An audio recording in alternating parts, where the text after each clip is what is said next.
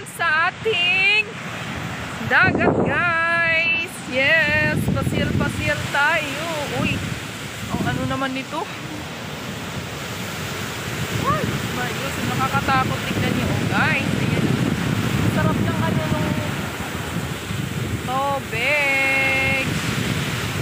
Ayan. Ngayon lang tayo nakapasyal kasi nakalabas tayo sa ating longga.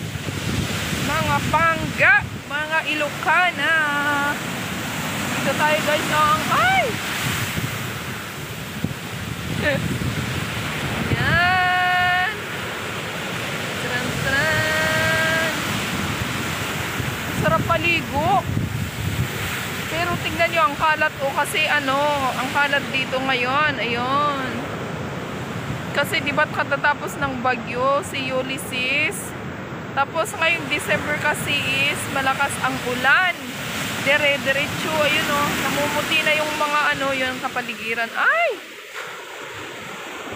Kaganda ng ating katubigan. Yan. Nag-lipstick tayo ngayon, guys, kasi para magmukha namang tao. Yeah. Aray ko. Yan. Uy, umaambon na. Saran. Parang yan daluyo.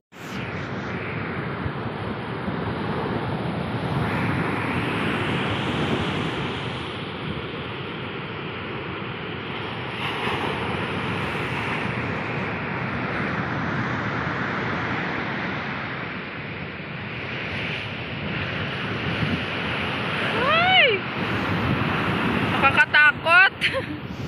Tignan nyo naman yung tubig. Ang lakas.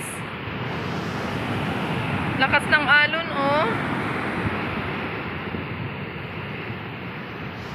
Mariusep.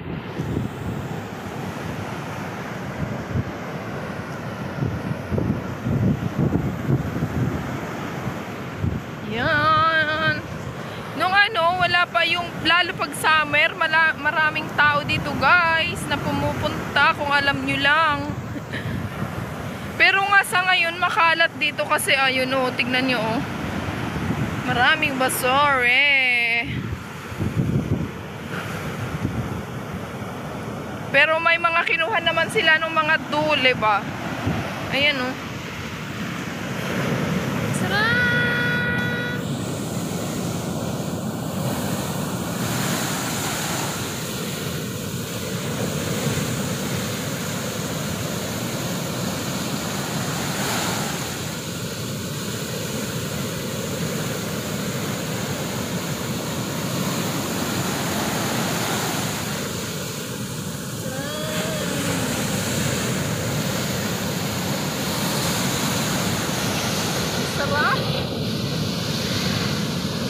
Ang sarap pumunta dito pag mag-isa ka lang, may problema ka, ganon, para marerelax yung ayan, ang sarap ng hangin, guys. Mawawala talaga ang problema mo pag dito ka lang pupunta, guys.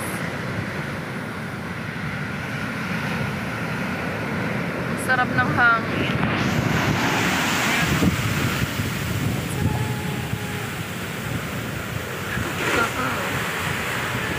Ay, my goodness. Ang sarap ng hangin. Yan, nakakita siya dito mo. Yan. Ang sarap magpahangin dito, guys. Diyos ko. Parang ayaw ko nang umuwi.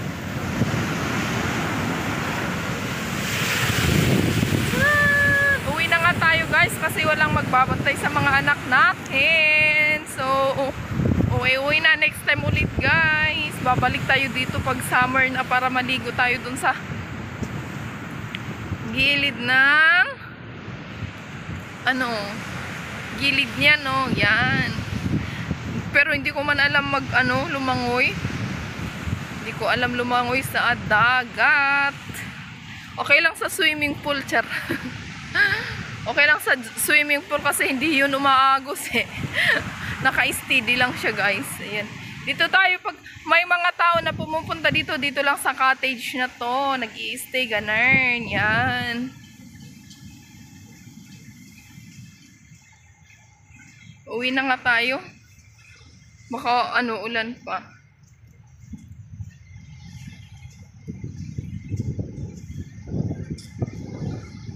Ang sarap ng hangin. Yan.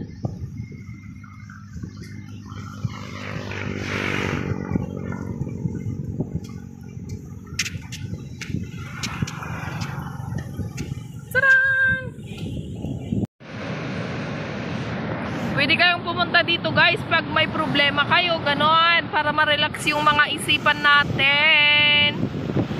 Ayan, ang sarap ng hangin.